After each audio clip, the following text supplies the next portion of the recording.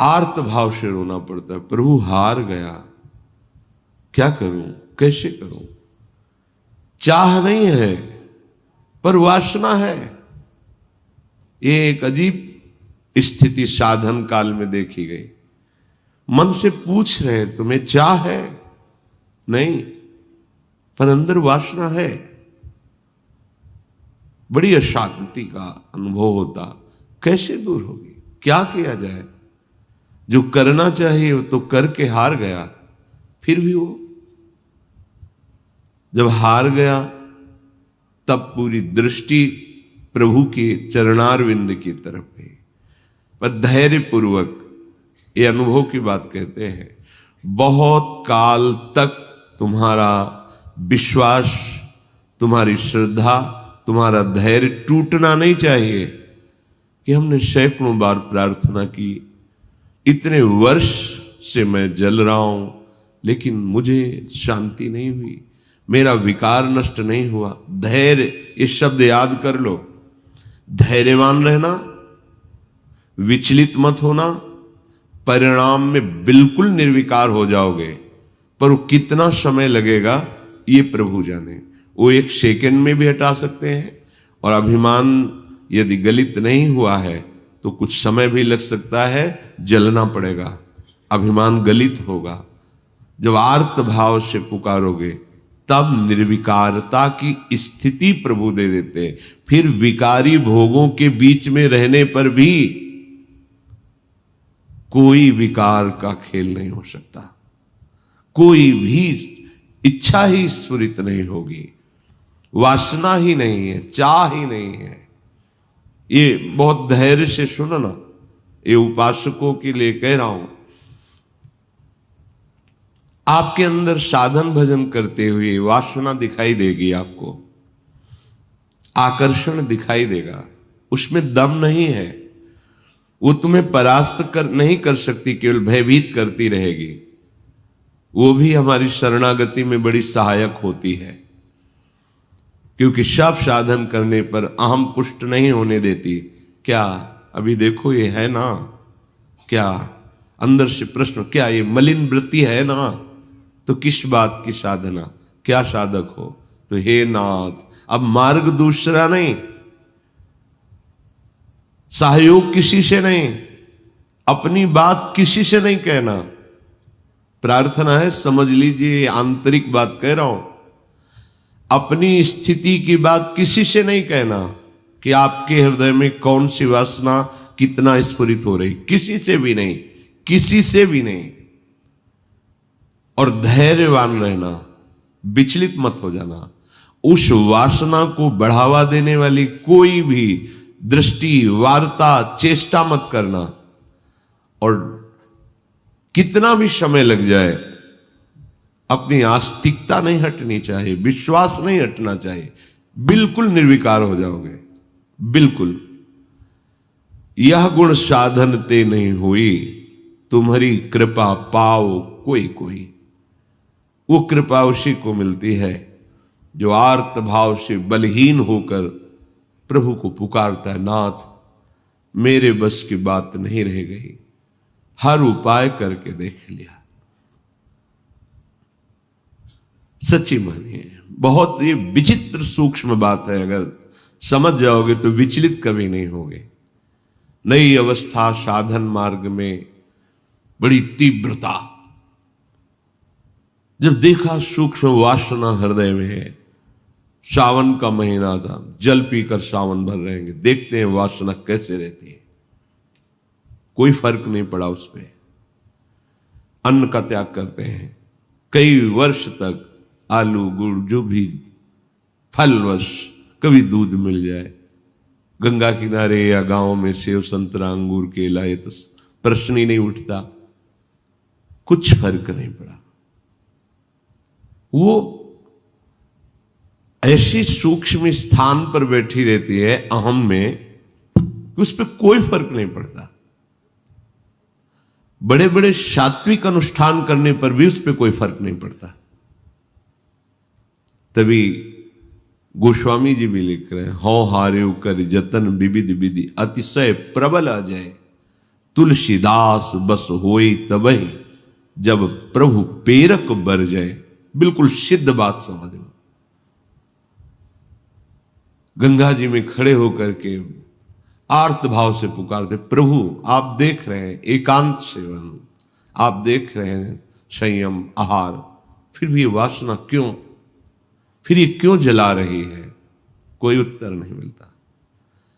पर दूसरा मार्ग नहीं, किसी का संग नहीं, किसी से प्रश्न नहीं, पता नहीं कैसी सलाह दे दे कि हमारा विश्वास, हमारा धैर्य विचलित हो जाए। नहीं, अपनी बात प्रभु से। प्रार्थना में बहुत सामर्थ्य देखी है। ये अंदर की बात कह रहे हैं, बिल्कुल समझ जाना। ये इसलिए कह रहे हैं, ये मार्ग बहुत फिसलन वाला मार्ग है, बहुत संभाल संभाल के कदम रखने हैं। अंत तो गत्वा ये आया कि हैं हम आपके, जैसे भी हैं वैसे आपके। अब आप देख लो, जैसे रखना चाहते हो वैसे रखो। नाथ मैं हार गया हूं, आप देख लो। कब वो चली गई पता ही नहीं चला। जिससे हम लड़ते रहे, जिससे हम जलते रहे, जिसके लिए हम साधन करते रहे, नहीं फर्क पड़ा। और जब उनके भरोसे छोड़ दिया, कब वो वृत्ति चली गई पता ही नहीं चला। इसीलिए बात कल चिंतन में चल रही थी कि अगर कोई समझ पाए तो इसे जरूर बताएं कि ये करने से नहीं होता, ये होने से होता है। बस देख लिया, मैं आपके बनने योग्य नहीं हूं, पर जैसा हूं आपका हूं। देख लो प्रभु, आप राजी हो तो राजी, मैं जलता रहूंगा, कुमार्गगामी नहीं बनूंगा, अन्य अवलंबन नहीं लूंगा, जलता रहूंगा।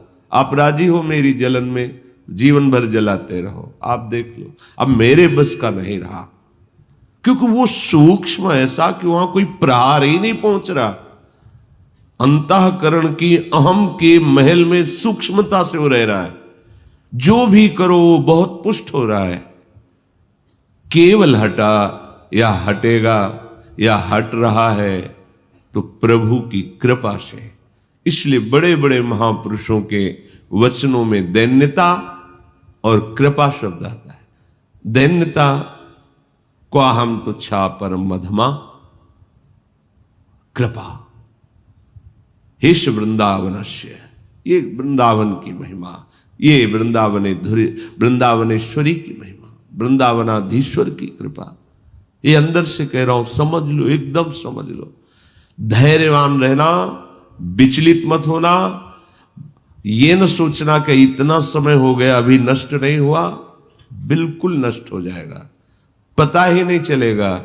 जैसे आप कब जवान हुए, कोई तारीख, कोई तिथि, किस दिन आपकी दाढ़ी मूछ उगी, आपने समय, तारीख, ऐसे वो घड़ी भी याद नहीं रहेगी कब आप निर्वासनिक हो गए।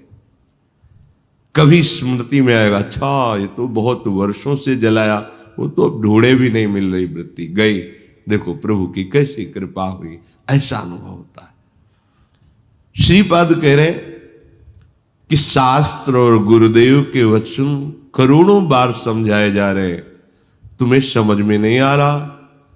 जिससे लोक निंदा हो, ऐसी चेष्टाएं, ऐसे आचरण, तुम क्यों संयम में नहीं रह रहे?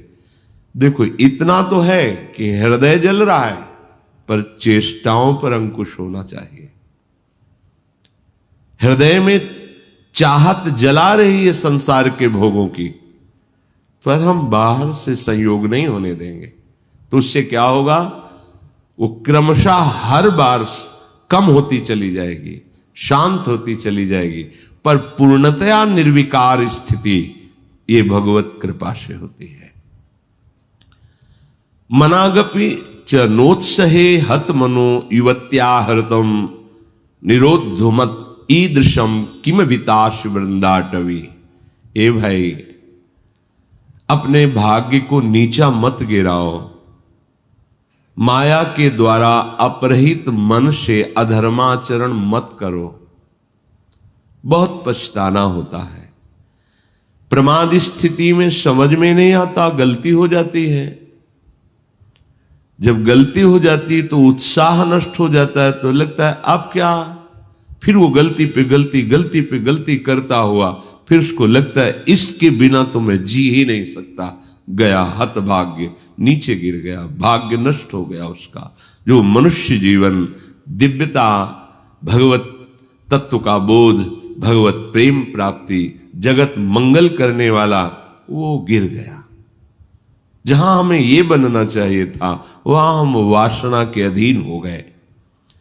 श्रीपाद कह रहे हैं अगर कोई रोक सकता है मुझ पतित को, निरुद्ध मत ईदृशम किम विताश वृंदाटवी, तो मुझे वृंदावन रोक सकता है।